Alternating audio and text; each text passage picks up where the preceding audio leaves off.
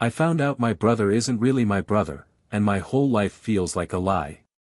Growing up, I always admired my older brother, Jake. He was 3 years older than me, stronger, cooler, more confident. He protected me from bullies, taught me how to ride a bike, and even helped me pass math in high school. We fought sometimes, sure, but he was my brother. Blood.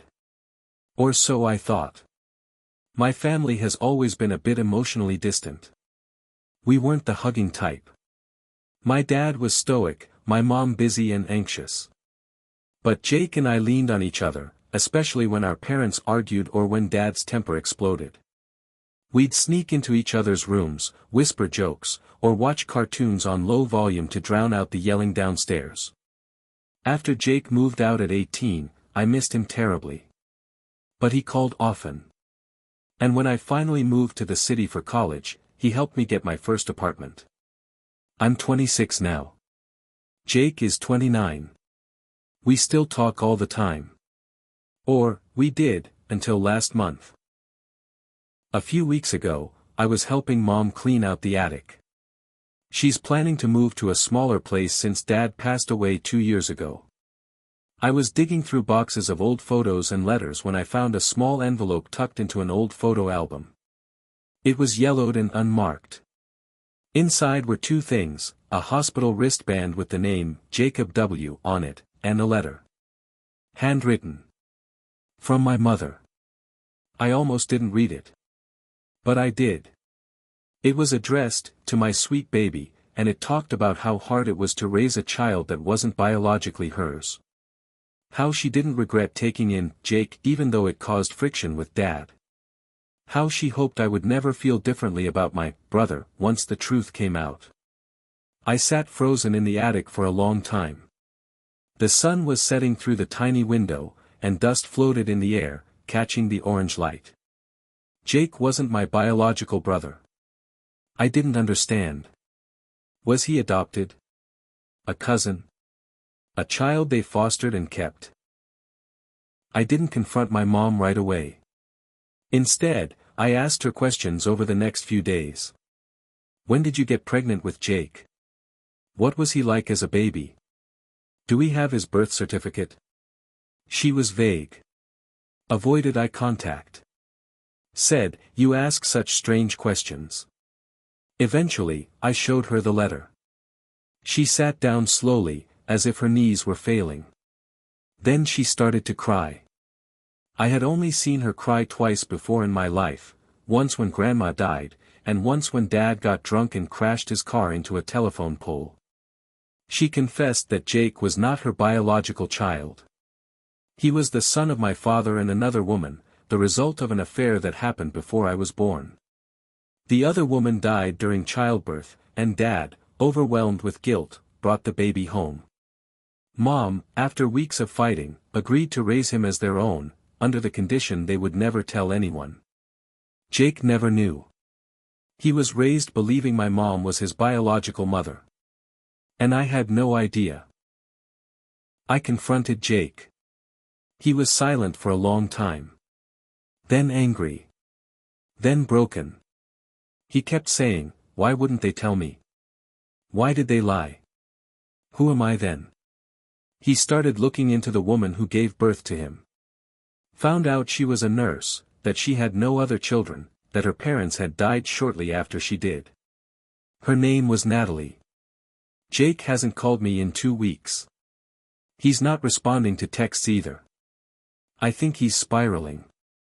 The thing is, I still love him. He's still my brother. I don't care about the biology. But I can tell he does. He's questioning everything, his place in our family, the memories we shared, even his identity.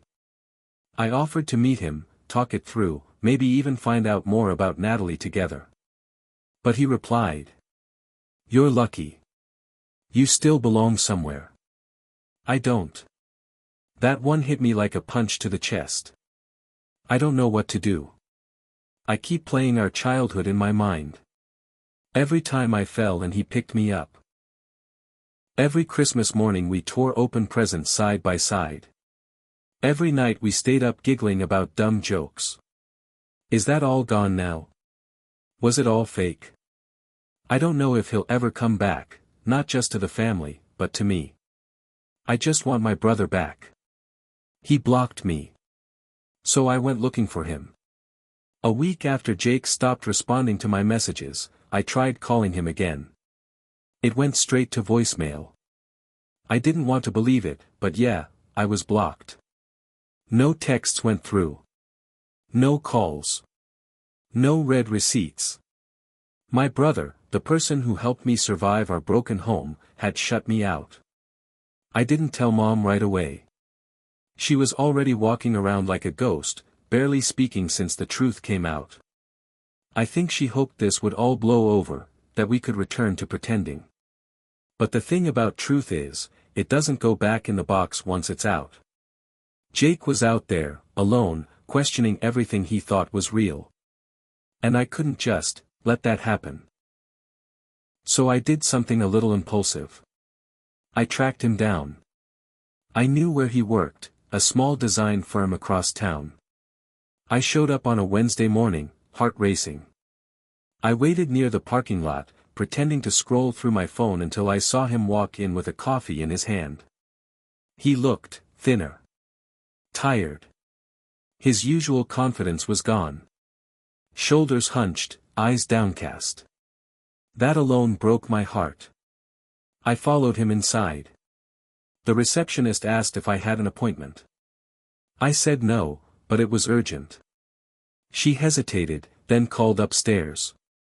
A few minutes later, Jake came down. His expression when he saw me was a mix of surprise, anger, and something else, maybe hurt. I don't want to talk, he said quietly. I just need 5 minutes, I replied. Then I'll leave. He exhaled, clearly exhausted. Fine. But not here. We walked to a coffee shop down the block. Sat in silence for almost a full minute before I spoke. You blocked me. Yeah, he said. No apology. Just a statement. Why? He looked at me then. Because every time I looked at your name, I saw everything I didn't know about myself. And that hurt more than I thought it would. I didn't lie to you, I said gently. I didn't know either. He nodded, then looked down at his cup. I know. But you still have your mom. Your dad, for better or worse, was your real dad. You belong somewhere. I feel like I was just inserted into your life like a footnote. That's not how it was. Isn't it? I could tell he wasn't angry at me, not really. He was angry at the situation. At the years of silence. At being a secret. I'm trying to figure out who I am now, he said. But everything I find feels shallow. Then let me help, I said. Let's figure it out together. He didn't answer. A few days later, he called me. He sounded hesitant but calm. Okay. Let's do this. But I need answers. Real ones. So we went to our mom. At first, she didn't want to talk. She looked like she aged 5 years in just a few weeks. I promised your father I'd keep it quiet, she said. He made me swear. You lied to both of us, Jake said. And now he's dead, and I'm left with this, with nothing. Mom started crying again. I raised you. I fed you. I bathed you when you were sick. I loved you. I know, Jake said. But you also hid the truth. For decades. I sat quietly while they talked, argued, really, and somewhere between the anger and pain, the real story finally came out. Jake's biological mother, Natalie, had been our dad's first love. They dated when they were both 20, but she broke things off because she found out our dad was already engaged, to my mom. They didn't speak for years. But one night, during a rough patch in my parents' marriage, Dad ran into Natalie again. One thing led to another, and 9 months later, Jake was born. Natalie didn't tell him right away. She had planned to raise the baby alone. But complications during childbirth changed everything. Natalie died from internal bleeding just a few hours after Jake was born. There were no other family members able or willing to take the baby. Our father, overcome with guilt and grief, confessed everything to my mother, and begged her to help him raise the child. She refused at first. But she eventually said yes. She even breastfed him alongside me when I was born 3 years later. It stopped being about DNA a long time ago, she said through tears. You were mine from the moment I held you. Jake was quiet for a long time. He didn't forgive her right then. But something softened in his eyes. He was still angry. Still hurt. But also, maybe, for the first time, he realized that he was loved, just in a very complicated way. A week later, Jake and I took a road trip to the town where Natalie had lived. It was a small place, barely on the map. We visited the local hospital where he was born. We found the church where she was buried. Her grave was simple, Natalie W., 1963 to 1995. Beloved daughter and friend. No mention of being a mother. Jake just stood there for a long time, hands in his pockets, not saying anything. Eventually, he said, she didn't even get to name me. That shattered me. We stayed there for almost an hour. He told her everything, who he became, what he loved, how confused he felt. I stood back and gave him space. When he finally turned around, there were tears in his eyes. Thank you, he whispered. I wasn't sure if he meant me, or her. It's been a few months since then. Jake still isn't quite himself. He's changed, quieter, more introspective. But we talk. We hang out. We're healing. He even started therapy, something I never thought I'd see him do. Mom's been trying to rebuild things too. Slowly. She sends him letters, actual handwritten ones, every week. Sometimes he reads them. Sometimes he doesn't. But he keeps them all. As for me, I've stopped trying to fix everything. Instead, I've just started showing up. That's what brothers do. Whether they share blood or not. Jake and I are writing our own story now, one where the truth doesn't break us, but helps us rebuild. And if I've learned anything, it's this. Family isn't always about where you come from. Sometimes it's about who chooses to stay, even after everything falls apart. She left a letter for him. 29 years later, he finally read it. Things were getting better between Jake and me, slowly, carefully. Like walking across a frozen lake after the first thaw. Every word, every moment, we tested the ice beneath us.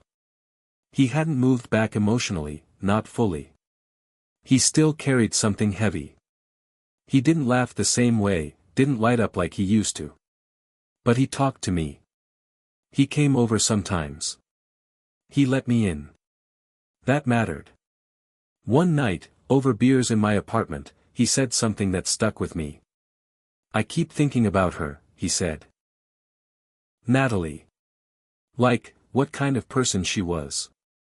What she would have been like as a mom. If she'd have let me have a dog. Or made me peanut butter and jelly sandwiches. Or yelled at me for not doing my homework. She probably would have done all that, I said. But it doesn't feel real, he said, shaking his head. It's like trying to remember a dream you never had. A few weeks later, something happened that changed everything. Jake got a call from a woman named Linda, a retired nurse from the hospital where he was born. She said she worked with Natalie. She'd seen Jake's post on a genealogy forum looking for anyone who knew his biological mother. They met in person 2 days later. He asked me to come with him. Linda was in her 70s. Warm, talkative. She told us Natalie was smart, serious, and stubborn in all the right ways. She showed us a photo of the two of them at a Christmas party in 1994. Natalie was pregnant in the picture. She didn't talk much about the baby's father, Linda said. But I know she loved you. I know that. Jake asked her if Natalie ever said what she wanted for him. Linda hesitated. Then said, actually, there was something. She stood up, went into her bedroom, and returned with a small white envelope. Old and fragile. I shouldn't have this, she admitted. But when Natalie died, no family claimed anything. The hospital boxed up her things. I found this in her locker. I kept it. I thought, maybe one day someone would come looking. Jake took the envelope with shaking hands. It said, "To my son, if someone kind finds you." He didn't open it then. He just stared at it. We left in silence. In the car, he held the letter like it might crumble if he breathed too hard. "Do you want to read it now?" I asked. "No," he said. "Not yet." That night, he didn't answer any texts. The next day, he didn't return my calls. I was worried. But I knew he needed time. Then, 3 days later, he showed up at my apartment. "I read it," he said. And then he cried. The letter was short. Natalie had written it just weeks before she went into labor. She said she didn't know if she'd live through the delivery. That she hoped to, but she was alone, scared, and had no one left in the world. She apologized for not being able to give him a normal life. She wrote, "I don't know where you'll go, who will raise you. But I want you to know I loved you before you ever took your first breath. I chose to keep you. Not because it was easy, but because you were mine. And even if I never get to meet you, I'll be with you. Always." Jake said he read it 10 times. I never got a birthday card from her. Never heard her voice. But now I have this. He pulled the folded paper from his jacket pocket. I have her words. From that day, something changed in him. He started smiling more. He came to family dinner for the first time in months. He let Mom hug him. Awkwardly, yes, but still. Progress. He even told her he was thinking of legally adding Weston, Natalie's last name, to his own. As a middle name. "It's not about rejecting you," he told Mom. "It's about reclaiming her." Mom nodded. Teared up. Said she understood. That spring, Jake and I went back to Natalie's grave. He placed the letter there. Not to leave it, just to let her hold it for a while, he said. We sat in silence for nearly an hour. The wind rustled the trees above us. He turned to me and said, "You know, I used to think you were just the lucky one. The one who got to have the normal family. And now?" I asked. "Now I realize we were both just trying to survive the same broken house." He paused, then smiled. "But I think we made something real out of it anyway. It's been over 6 months since everything unraveled. Jake's still in therapy. Mom's still writing letters. Now, Jake actually replies. Sometimes with short messages. Sometimes just a drawn heart. As for me, I've stopped trying to fix people. I've started just being there. Jake is my brother. Always was. Always will be. The blood might be different, but the love, the childhood, the laughter, the trauma, all of that was real. We built something together. Brick by brick. And now, we're rebuilding again. Stronger. Honest. Whole. Because family isn't about secrets. It's about showing up when the truth finally comes out, and staying anyway. He called me brother again. It was a quiet Sunday afternoon when Jake texted me. "You free? Wanna grab lunch?" We hadn't seen each other in a couple of weeks. Life had picked up again, work, responsibilities, the usual noise of adulthood. But getting that message, it felt big. We met at a small diner we used to go to as teenagers. Same cracked red booths. Same grease-stained menus. The same jukebox in the corner playing some old 90s rock ballad. He looked different, lighter. Not fixed, not perfect, but more like himself again. After we ordered, he pulled something out of his pocket and slid it across the table. It was his new ID. I looked at the name. Jacob Weston Miller. He smiled shyly. Told you I'd do it. I nodded. It suits you. Then he added, I kept Miller because, you're my brother. And I wanted to keep that part too. That sentence hit harder than I expected. We didn't say much for a few moments. Just sat there, letting that truth settle. Later, as we were walking to our cars, I gave him a half-joking shove. Race you to the car, loser pays next time. He grinned and rolled his eyes. You're still slow, man. As he turned away, he said, casually but clearly. See you later, brother. And just like that, like flipping a switch, my chest filled with something I hadn't felt in a long time. Wholeness. Not perfection. Not forgetfulness. But peace. Because no matter where we came from, no matter what we learned, we found our way back. I didn't know if I'd ever feel like I belonged anywhere again. We were sitting on the porch at our mom's new place. She moved out of the old house a few weeks ago, said it had too many ghosts. Jake and I helped with the move, even joked while packing boxes. It felt almost normal again. That night, we sat outside in the dark, each with a drink, wrapped in old blankets.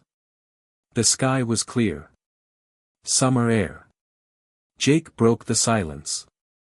You know, after I found out everything, I thought I'd disappear. Like, emotionally.